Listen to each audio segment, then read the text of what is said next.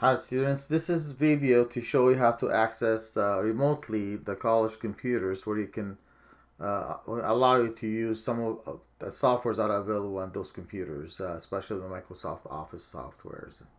I'm also going to add additional stuff how to use the Microsoft Outlook for students.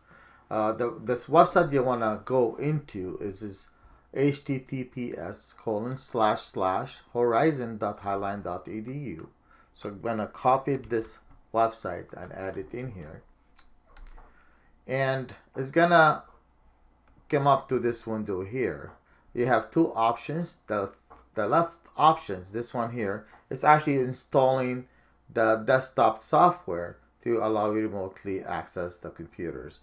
What I've heard, it's not advisable to do this, probably because it uses a lot of resources, it keeps running in the background, and it slows your computer down. So the college advised us to use the right side of this application, which is an HTML web-based, and it's usually faster, and it does not use much of resources on your computer. So I'm going to click on it, and here it's going to ask you for your username and password.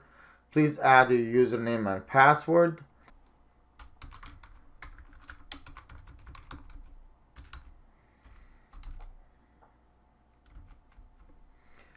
Once you log in, you have these options here. Again, we have our own platform or image, they call it, for our Windows.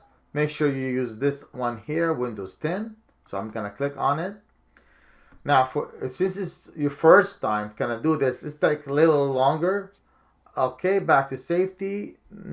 This is actually interesting. I'm gonna click proceed. I submitted this to the college and they're working on it.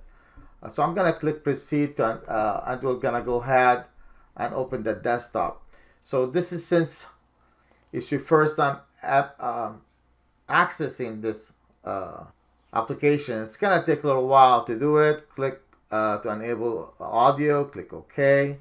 It's setting up your online profile for one particular computer right now, so you might have to do this every time you're trying to remotely access the PCs. It's because they're trying to create your profile. So it'll take a little while to do this as well, as you log into your computer for the first time, or after you do an update. Major updates does that for you. Almost there. Was assume that it's done. Here we go. We are using one of the college computers right now. I'm using my browser to do this. So what you see now is the taskbar of that remote desktop and or my desktop right here. Copy and paste, of course. These are actually good messages I'm retrieving. And now you have access to the PowerPoint, Excel, and Word. Or also you can use their browser as well. If you want to use Access for your BizTech 120, simply type Access. It's right here. And you can use Access. Now remember, there are two areas when you close your applications.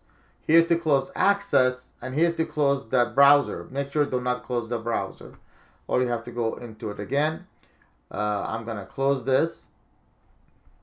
Now I want to use the Outlook for my BizTech 160 students. I'm going to go ahead and type Outlook in here. And you have two Outlooks. I don't want to use the regular Outlook. I want to use the student's Outlook to synchronize with your Gmail account. You put your Gmail account, the entire thing here, which is your username and your username and your Gmail account's address, which is username at students.highline.edu.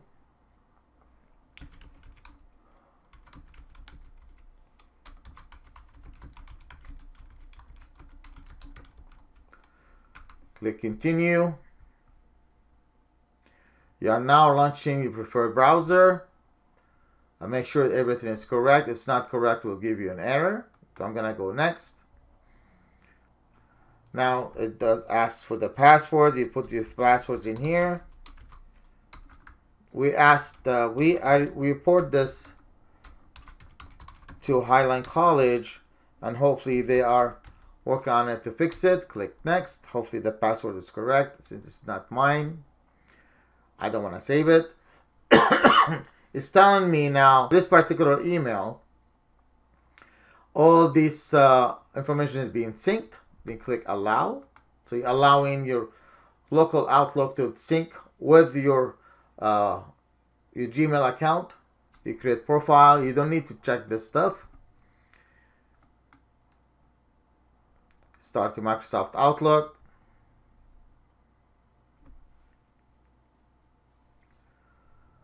And here it's gonna come up with a dialog box that's trying to sync all your information from Gmail to your local computer, and you want to wait for all these things, all these bars to be completely green solid in order to proceed properly. So right now I'm gonna just have to wait. I'm gonna pause my recording until it's done. Now it's done. Will give me that all the information from the Gmail to my Outlook is synced.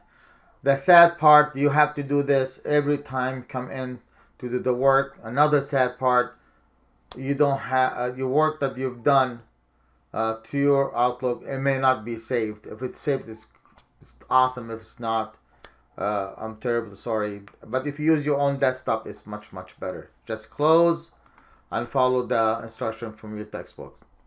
Okay, folks, I hope this is helpful to you.